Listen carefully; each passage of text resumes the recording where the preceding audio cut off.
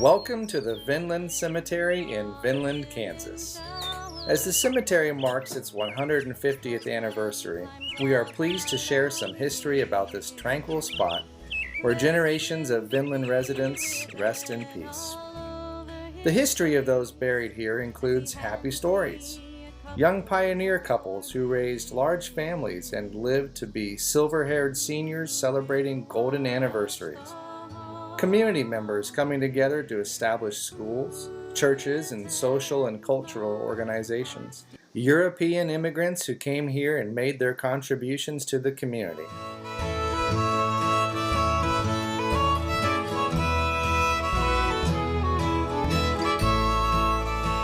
But it also includes its share of sad tales, the heartbreak of babies lost in infancy, the tragedy of mothers dying during childbirth, soldiers killed or wounded while serving their country, families wiped out by illness, and young men killed in tragic farm accidents.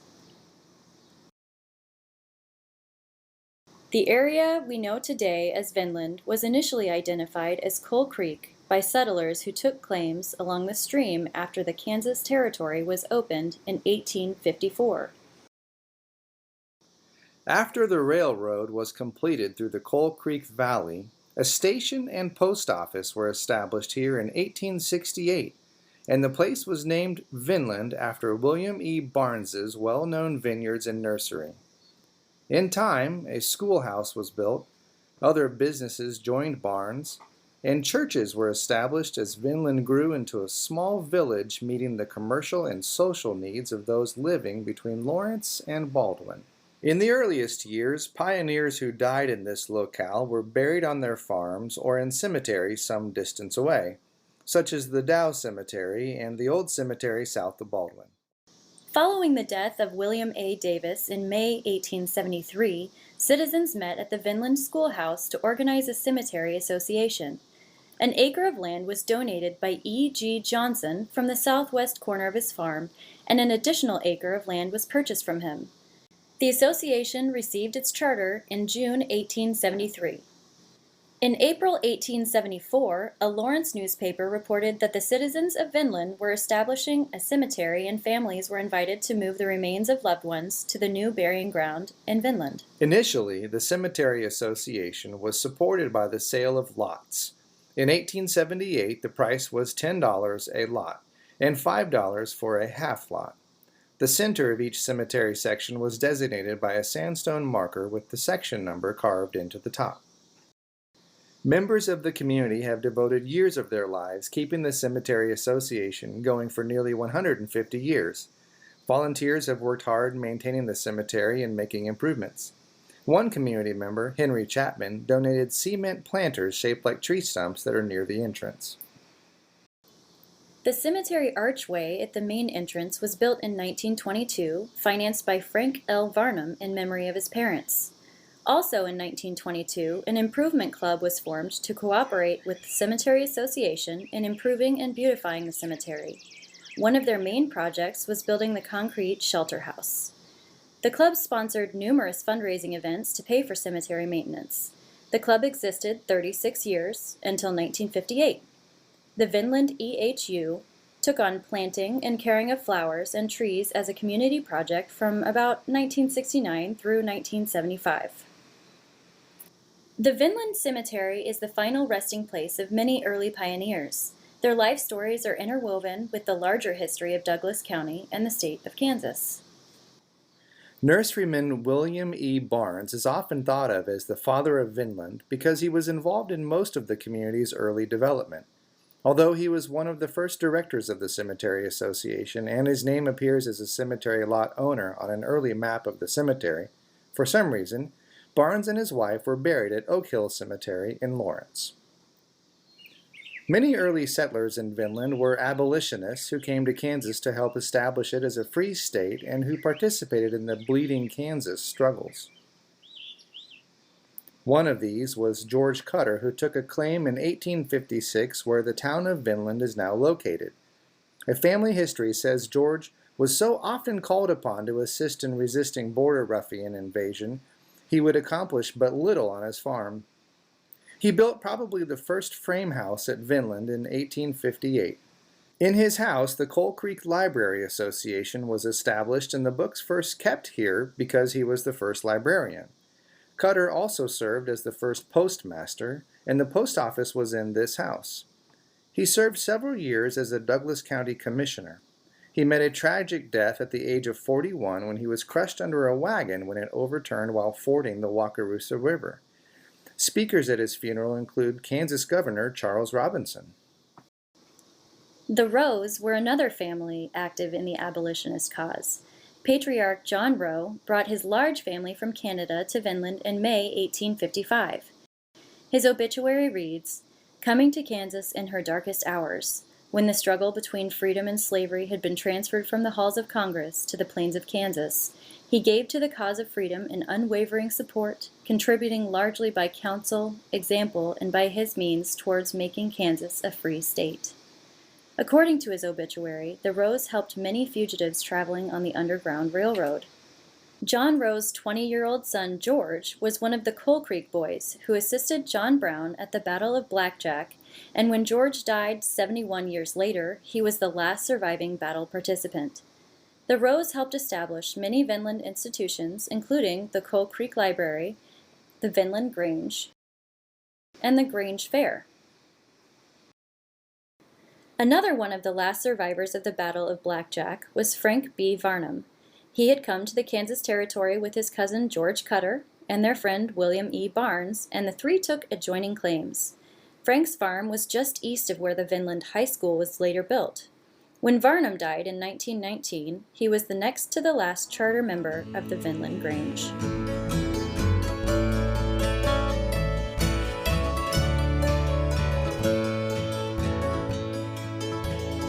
Perhaps Vinland's best-known abolitionists were Charles Lovejoy, an itinerant Methodist Episcopal minister, and his wife Julia, who came to Kansas with the New England Immigrant Aid Company in 1855. He was an active Free State man, using his power and influence to establish Kansas as a free state. Julia Lovejoy applied herself to the abolitionist cause, writing letters to Eastern newspapers that were meant to impress upon readers the seriousness of the situation in Kansas and the need for free state reinforcements, not only of people, but also of material and funding. Charles organized the first Methodist churches in Lawrence, Topeka, and Manhattan. He was the first chaplain of the legislature under the Topeka Constitution, and in 1857-59 was chaplain of the House in the territorial legislature, and the first chaplain of the Kansas House after statehood. The first Free Methodist in Kansas, Reverend Lovejoy, organized Lawrence's first Free Methodist church. The Lovejoys settled on a farm between Vinland and Baldwin, where he became a noted horticulturalist and was an enthusiastic exhibitor of fruit at fairs. The Lovejoys were part of an active Free Methodist congregation with a church in the Harmony district east of Vinland. At least 16 Civil War veterans and about 72 other military veterans are buried at Vinland. In Section 5 of the cemetery, one quarter was purchased for members of the Seth Kelly Post, number 410, the local chapter of the Grand Army of the Republic, or GAR, a fraternal organization for veterans of the Union Army. The only gravestone now standing in the GAR section is for Benjamin Verdon, who survived Andersonville prison but had an early death from his experience there. Organized in 1889, the post was named for Seth Kelly, the first man in the area to die of service-related injuries after the Civil War. Before his death in 1868, Kelly was in partnership with nurseryman William E. Barnes. Kelly built a stone home south of Vinland and married George Cutter's sister Martha. Their farm was later the longtime home of their granddaughter, Anne Hemphill, and her husband Herschel. Another Civil War veteran, John Walton, lived to the age of 96 and helped many of his fellow veterans apply for pensions. He was the accepted reporter for the old veterans and was called upon again and again to write obituaries of those who had responded to taps for the last time. Walton came to Kansas in 1856. His greatest public service was probably as county commissioner. He was appointed in 1876 and served 9 years during the most troublesome period in the financial life of Douglas County.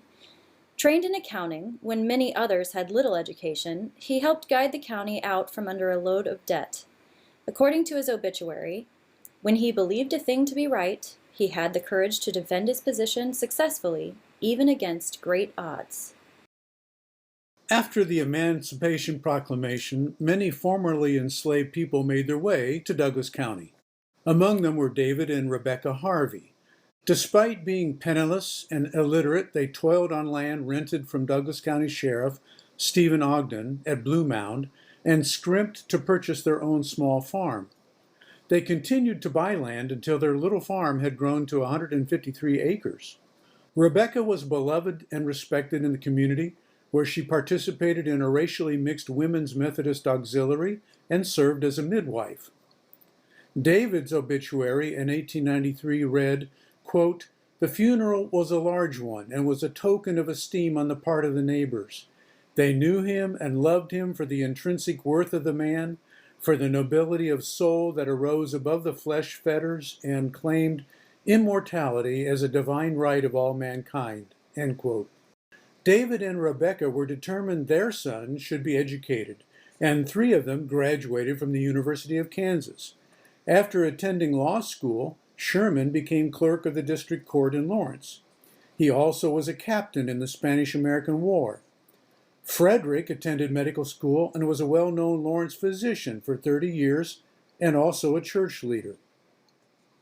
Youngest son Ed lettered in baseball and football at KU.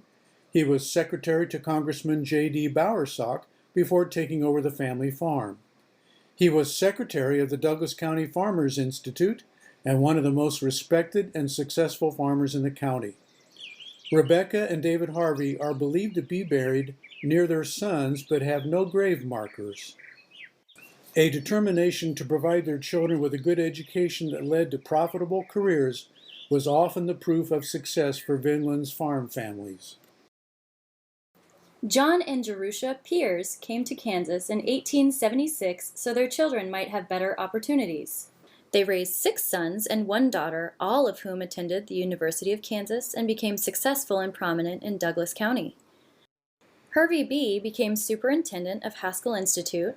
Joseph was superintendent of Douglas County Schools and later was with the Kansas City Medical College. Howard served as presiding judge of Kern County Superior Court in California and was a Los Angeles County legislator. Frank was an attorney with the Fraternal Aid Association, and Maurice was the deputy county clerk and clerk of the district court at Toledo, Oregon. Sibleyville, the next train station north of Vinland, was named for Joseph Townsend Sibley. 3 of his sons, George, Albert H., and Winfield Scott, became successful building contractors in Kansas City. Sibley Brothers projects in Kansas City included the Old Livestock Exchange Building, the Jones Store, the Shidley Building, and the Orpheum Theater. According to old newspapers, the brothers and their parents are buried here, but are without gravestones. John Kickapoo Elwell was a well-known alumnus of Baker University who spent a lifetime in service for his country and for humanity.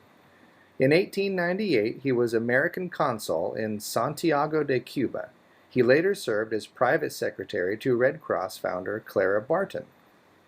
Many of the early settlers were from Europe and often introduced their culture, particular skills, and customs into the Vinland community. Patrick Fenton was from the Emerald Isle. The Sturdys, Chapmans, and Gills came from England.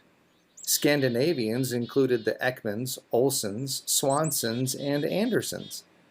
One prolific stonemason was Louis Swanson, a Swedish immigrant who was buried in an unmarked grave beside his wife. He built many stone buildings around Vinland, including the original Vinland Grade School that burned in 1925, the Harmony Grade School, the Apple Barn at William E. Barnes's nursery, and the Nude Anderson House, known in later years as the Bertha Weiler Home. Another Swedish craftsman was Charlie Olson, who came to the U.S. with his parents. He became a notable carpenter and was involved in the construction of numerous local buildings, including the Cemetery Shelter House, built about 1923, and the rebuilding of the Methodist Church in the 1940s. A number of businessmen who helped the village of Vinland thrive are buried here. Dr. John Wesley Simmons was one of the area's first physicians and also operated a small store in Vinland. He brought his family to Kansas in 1857, and they made their home on the brow of a hill near Signal Oak. 8 of the Simmons' 12 children graduated or attended Baker University. Following the Panic of 1873, Baker was heavily in debt and about to close. Dr. Simmons rode to Lawrence to mortgage his farm to provide the college with funding to remain open. One of the early shopkeepers was Joseph Iliff, who ran a small store in his home and had a shop where he did tinsmithing and cobbler work. He was postmaster for 13 years and managed the Vinland Grange Cooperative Store. Iliff and his wife were charter members of the Vinland Grange, members of the Coal Creek Library Association, and active in the Methodist Church. Mrs. Iliff supplied Vinland news to a Lawrence newspaper, the Jeffersonian Gazette, for 20 years. The Big Store in Vinland was operated by Helmer Hagerman for 32 years, until his death in 1946. As postmaster, he kept the post office in his store. His store was a popular spot for the community to congregate on Saturday evenings. Hagerman also helped organize the Vinland Band and was its director. Dr. Charles Yates came to Vinland in 1911. When World War I broke out, he served as a doctor with the Army. At the close of the war, the community chipped in to buy a Model T Ford as an inducement to get him to continue his residence at Vinland. He later moved to Montana and served in the Indian Service for 20 years. The Yates family returned to Baldwin in 1940, and for a number of years he was the only physician in the community. He worked day and night answering calls and caring for the sick. After being raised in the Vinland community, the Rumsey brothers started the Rumsey Funeral Home in Lawrence in 1920. Their mother and grandmother are buried in the Vinland Cemetery, along with one of the brothers, John C. Rumsey, who worked as a funeral director in Lawrence, Tonganoxie, and Mission. Vinland's longtime blacksmith shop later became a garage operated by George Hoskinson. George and his wife, Florence, also managed the Douglas County Poor Farm for many years. George's cousin, Gene Hoskinson, opened Vinland's Little Store in 1921. The Star Cash Store sold groceries, hardware, eggs, poultry, feed, gasoline, and oil. As automobiles became popular, 2 tall gas pumps were added. The store was one of Vinland's chief employers of high school students. While Hoskinson was postmaster for 2 years, the post office was in his store. The Star Cash Store and its adjoining cottage were added to the National Register in 2019. Gene's younger brother, Herv Hoskinson, also was active in community activities and was well known throughout Douglas County. He was a key organizer and master of ceremonies at the annual Vinland Fair. Herv's fun sense of humor endeared him to others, and he helped make the fair fun for all ages. Herv was a longtime master of the Vinland Grange, which started the fair, and an elder of the Vinland Church of Christ. He and his wife Irma lived at the farmstead originally built by William E. Barnes. Another longtime community leader was Perry Stevens, a dairy farmer and breeder of Jersey cattle whose farm comprised the east side of Vinland. He was a member of the school board for 20 years and was instrumental in organizing the Vinland High School in 1916. After the high school was built, Stevens established a water system that pumped water from wells on his farm to the school and to several residents in Vinland. The water tower from this system still stands in the yard of his former home, now the home of Bob and Jan Nitcher. Perry was an honorary life member of the Vinland Grange and helped with the Vinland Fair for nearly 50 years. A longtime member of the Methodist Church, he spearheaded the 3-year project to rebuild the church after it burned in 1940. He worked nearly full-time on its rebuilding.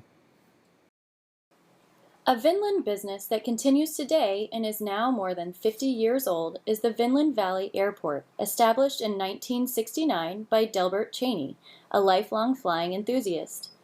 After Cheney died in a crop duster crash in 1974, the airport passed to the current owner, who operates McFarlane Aviation Products, now a major employer in the southern part of Douglas County. Cheney also was instrumental in planning to establish the rural water district that today serves approximately 3,000 rural residents within an area of 70 square miles. Many volunteers have devoted much of their lives to the Vinland Cemetery. Someone who managed the cemetery for nearly a quarter of a century was Woodrow Sturdy. Woody became sexton in 1968 and the following year was named president of the association. He nearly single-handedly ran cemetery operations in the 1970s and 80s and into the 1990s. Many people knew Woody from his other activities in the community: school bus driver, leader in the Methodist Church, 4-H leader, high school board member, Grange member, American Legion member, and the Lawrence Bowling League. Not everyone in the cemetery has generations of local roots. Jim Brothers was a sculptor known throughout the world for his contributions to national war memorials and his depictions of American historic figures. His works include 6 bronzes for the National D-Day Memorial, a life-size statue of Dwight Eisenhower representing Kansas in the National Statuary Hall in Washington, D.C., and the sculpture titled The Ashes at the Lawrence Visitor Center. Brothers was also a founding member of the Alfred Packer Memorial String Band, a bluegrass band that annually performed for opening night of the Vinland Fair. Thanks for taking time to learn more about the Vinland Cemetery. With this brief historical overview, we hope to honor the memory of our forebears and keep alive the names of those whose lives, work, and leisure have left us with buildings, institutions, and customs that today define what we cherish as the community of Vinland. The Vinland Cemetery Association relies on donations for its continued upkeep, and your financial support is much appreciated.